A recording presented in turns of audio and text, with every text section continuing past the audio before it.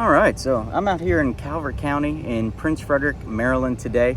Gonna do a little bourbon hunting while I've got some other appointments and stuff I need to get done, but today it's gonna be a little bit different. We're going back to the spy glasses, baby. And instead of trying to talk through it while I'm wearing these today, I think I'm just gonna record over what I was seeing that might be helpful, since sometimes these can get a little bit jiggly. But let's go out there and see what they got today.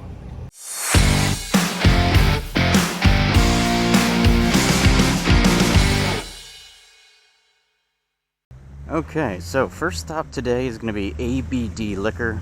They're kind of known for being a little bit of a museum and kind of expensive, but we'll go see what they got anyway. Okay, so starting off here in the first store, there's a Bernheim Barrel Proof. Doesn't even have a price on it. A couple of the barrel products, older ones there, the New Year. Couple of Nobels there. There's a Knob Creek 12 down there that was listed for $100. Didn't quite get it in frame, but a Knob Creek 12 listed for $100. Heaven Hill Bottle and Bond listed at $90 there. So you can see where things are going with a few of the prices here at ABD Liquor, unfortunately. So there's the Calumet lineup up top. The Baker 7. Baker 7 listed at $70. That's even high for that. The Booker's there, $130. That's not overly bad, but still could be a little bit better in general.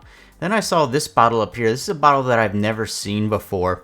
This is a Charles Goodnight. The bottle itself looks really cool, which makes me believe that the whiskey inside has got to be really bad, but I don't actually have any knowledge of it. It just looked cool, but it was listed for $100, so never paying $100 for a bottle I know nothing about. Look at this, Jack Daniel's Single Barrel Proof. Also listed for $100 when that thing should be like $65. So really not thinking that I'm going to be picking up anything in this store, but figured I'd show you guys what they got anyway. There is a John J. Bowman single barrel, but it's listed at $80. For me, that's like a $40 bottle, if that. So definitely not paying $80 for it.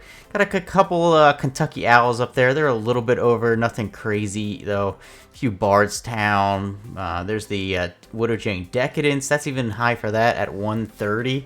You can see a bunch of the Sagamores down here as well. There's the port finish. I know there's some people out there looking for that port finish. That was listed at $115. So just that, pretty much everything that I'm seeing here and looking at is overpriced. That Cream of Kentucky at $89 is actually right around where that is supposed to be. So that one wasn't too bad here.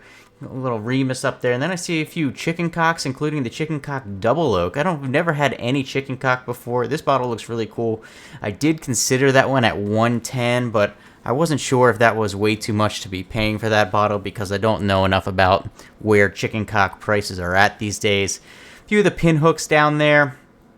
The Michter's line, this is kind of like the more basic section, but then look at that. There's the Buffalo Trace listed at $60 for the Buffalo Trace, so not going to be ever touching that. There's a B523 ECBP. Those are the B523s. Those have seemed to have been everywhere down here. Nobody's really been grabbing them like crazy. As is, you know, everybody's looking for the different batches. There's a Larceny C922, so you know, 2 years old there, a little bit more than 2 years old there on that Larceny Barrel Proof. Then over to the glass case, we got a Thomas H. Handy at $800, Heaven Hill 18 at $1,000, Heaven Hill 20 at I believe $1,300. That is. Those are two of my like dream bottles right there. The Heaven Hill 18, the Heaven Hill 20. Really, it's the Heaven Hill 17 that I want the most, but at those prices, you know, not gonna be picking up. There's the Kentucky Owl Dry State, $2,000 for the Kentucky Owl Dry State. And look at this, you got a Blanton straight from the barrel there for $500, I believe that was. Elmer T. Lee for $300, and then there's the Blood Oath Pack 10 that I just got for $150, listed for $500 there on the Blood Oath Pack 10. Interesting enough here, Michter's Barrel Strength Rye $200, but the Michter's 10-year Rye only $250. That one is actually not too bad of a price there for the Michter's 10 rye there, so it wasn't too bad. It's just some weird prices that you're seeing all around. I don't know why the barrel strength was $200 and then the Michter's 10 rye was only a little bit more than that. There's the Joseph Magnus Cigar Blend $300. That's about what pretty much everybody has those listed for. Midwinter Night's Dram, I think that was listed for $300 as well. Didn't pick up anything in that first store, just too expensive. Cool selection, but way too expensive. Now I'm gonna head over to Nick's of Calvert. This is like a combination grocery store, liquor store, so we'll see what they have. Okay, so first thing I checked out here at Nick's was the glass case. In here they had a few interesting things. There's the Disco 11, some tequilas up there, and then they had these Premier Drams. I've seen a lot of these recently, don't really know a lot about them, both the barrel strength rye and bourbon for $230. I just don't know enough about them to be picking them up at this point. I did consider this Rebel 10 year for $100. That is the cheapest I've ever seen it for. For me, it's always been around the $150 range is what I have seen it. Never seen it at $100. Then they had a Redbreast 12-year cask strength listed for $110. I also considered that, but I wasn't in the mood for buying some Irish today. They did have a bunch of store picks here. This is a Maker's Mark private selection, $70 for that one. They had a bunch of other ones that you're not going to end up seeing in the video just because I didn't think they were overly interesting. They do have an Angel's Envy here as well. I believe this was 110 proof, and that one was listed at $80. Interestingly enough, they used to have tons of the Knob Creek 12 here. They didn't have any in today. I don't know what this Few bottle is. It looks like it says Smashing Pumpkins or something like that on it. I don't even remember anymore. I was confused by it when I saw it. I did not know what it was. They do have a Woodford Reserve store pick of the Double Oak. There's the Nicholas Calvert store pick Double Oak, so that's cool. If I didn't already have one, that could have been a consideration for sure because all the prices here are generally pretty good. No, you're not going to see anything here that's overly crazy. They got the old Ezra 7-year foolproof rye. That was sitting on the shelf there for $60. I believe I've had that before and just never picked one up. So I considered that one for just a minute, but didn't quite go for it yet. And figured I could always come back if I wanted to get that one in the future. There's that Cream of Kentucky. Again, I think that was listed at $80, $89, something along those lines, just like the last store. So there's that Jack Daniel's McLaren.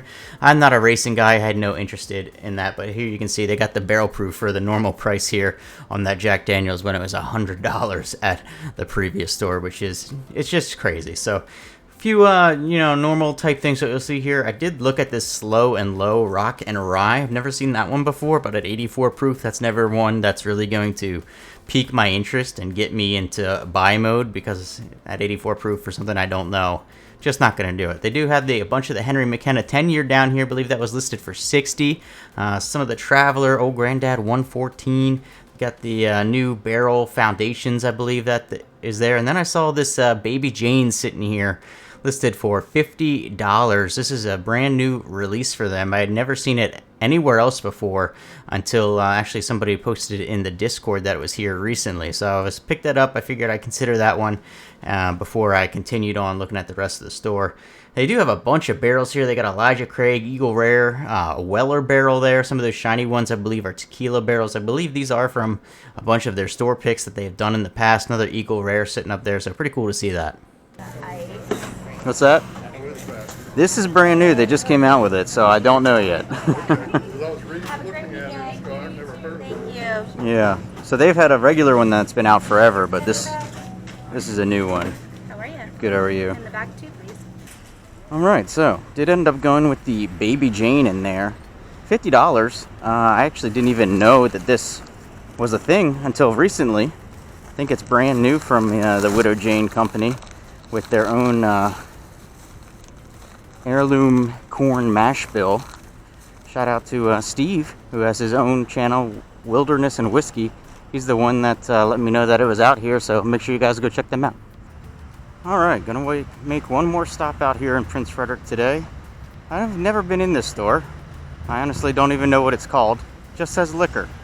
And it says under new management, so we'll see if that's a good sign or a bad sign. Alright, so first thing I noticed when I got into this store is there was not a whole big selection. There's actually very few things here. You're going to see me looking around like, where's the rest of it? It's very basic offerings. They actually had a few Uncle Nearest. They do had a single barrel Russell Reserve up there, but here I am looking around like, where's the rest of the bourbon? I'm not seeing what I'm supposed to be seeing here, so didn't really end up looking too much further in this store. That even behind the counter they didn't have much, but once again I look up and I see a Larceny Barrel Proof C922 hidden back there again. My second C922 of the day. Was not expecting that. Alright everybody, so hopefully you enjoyed that little hunt in Prince Frederick. The Baby Jane was the only one that I picked up today.